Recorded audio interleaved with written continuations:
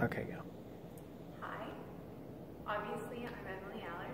This is for my family and friends who weren't able to come to my opening tonight. I'm going to just do a little artist talk. So, Emily Allard. Anyways, so this is my BFA, obviously, my exhibit to get my diploma, move on. And basically what it all is just a summary of my 5 years at Millersville as an artist student.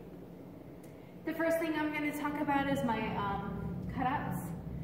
I just wanted to do a role reversal of like animals as humans and humans as animals. And for example, this line really gives, the sum of it. I'm just putting humans in the situation that we put animals in. We wear them without, thinking much of it. So I just did the role reversal by putting humans like as things as scarves and shirts and, little things like the breasts as the arm pads. Just kind of, what would it be like if they were to be in our situation? So that's basically what I did. As I made them, I decided that using watercolor to make human skin was really hard, so I kind of became more basic with it, like just having them in normal human clothes. As you can see, I just started to have more fun with it and less intense with that idea of role reversal. Yeah, that's where I stopped with that project. Next thing, this is my most current work, is Lioness and Girl. I made a life-size lioness. She's made out of chicken wire, and then I put on some tape just to like make her form. And then on top of that, I used paper mache. And then after that, it was like this gauze plaster. But the only thing, I was gonna end there, but it gave this texture of gauze, and it just didn't seem right for a lion. So my professor, she recommended putting spackle on and then sanding it, which was perfect because it gives like this fur texture, Mike. And it's just like, it's more accurate to what I wanted to show on the lioness. And then for my drawings, I'm just doing like character concept right now. So I started off with more watercolor drawings, like just the basic concept of like a small girl and her lion. And then I wanted to, for those who know Jenna, I kind of made the girl design go into what Jenna looks like a dark-haired girl with like this very bull-like cut, because that's how we remember Jenna most. And then I'm trying to incorporate someone like my older sister Maddie into the story, because she's been in my artwork for forever. Like I use her face for everything. Like she's my basic form. So I'm now trying to incorporate her into the story. And then the lion is kind of just who I am. Like I've loved lions since forever, so I'm just, that's my part in the story, I guess. And then most recently, as you can see, I do mostly cutouts, and that's because I'm trying to avoid background. But my professors have been telling me, you need to really incorporate this. It's an important part of making art, and I have, and I actually kind of liked it. So that's where I'm going towards more currently, is including backgrounds. So yeah, that's my Lioness and Girl project. Next we have, this was like the main image that I used for my show. It's just a really special memory between my sister, my mom, and I. A really hard time when we were gonna see a foster sister that we hadn't seen in a really long time, and it was really stressful, but it turned out all good. Like, it was a good memory in the end, but we all resorted to our vices to kind of just calm down. So it was a strong memory. I felt really passionate about it, and this perfection is what came from it. And this is probably my favorite piece of everything I've done in college, so that's what represented this show. Next is just I wanted to show how I get myself out of an art block, an artist block, where you just don't know what to draw. And everything you draw you hate, and you're just like, oh, I don't want to do this anymore. But like, you need to see, you need to still go and like do it and whatever.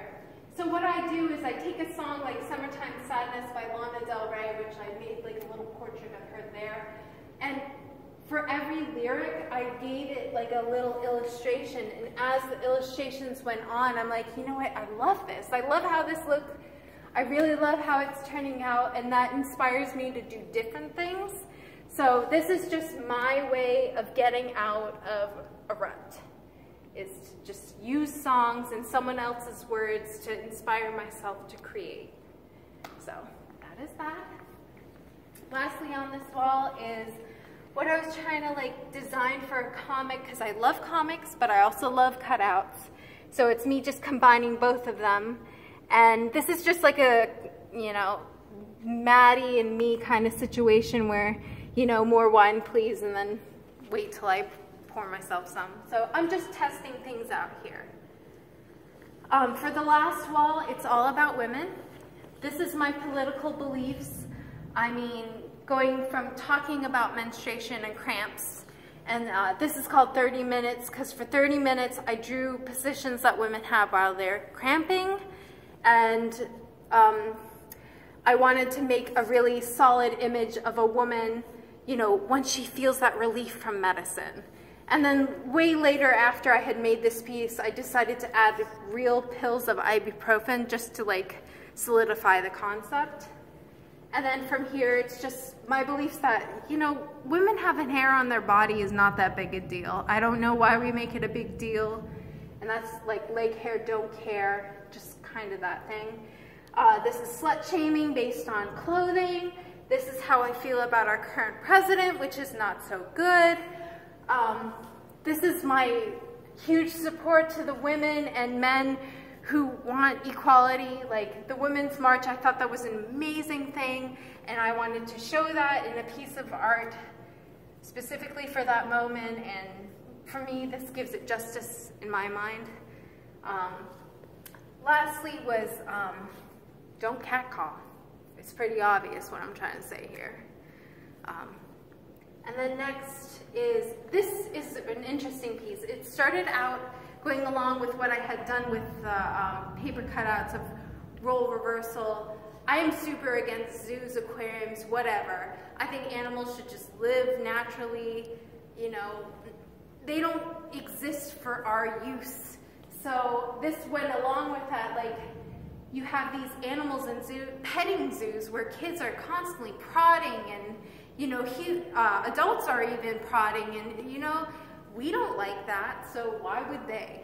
But then, as I was doing more of my political beliefs, I was like, you know what, hands off the pussy. Like, this goes along with women. We have people reaching in with their opinions and, you know, their personal beliefs and saying, hey, you have to do what I say, when they have no right to be that way. So it has a double meaning. For this wall, I used it for the more female reason, but yeah, it's probably one of my favorite pieces other than the personal memory. And then lastly, I love doing illustrations of people that I'm inspired by, people that I love. I mean, I just draw them on a whim just to, like, you know, have that memory of that great person in, you know, my possession. So these mostly is just my sister because I love her so much.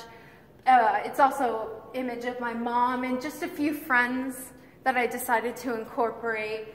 And there's no deeper meaning behind this. It's just something that I like to do and have done since forever. So that's just kind of random, but that's what this is.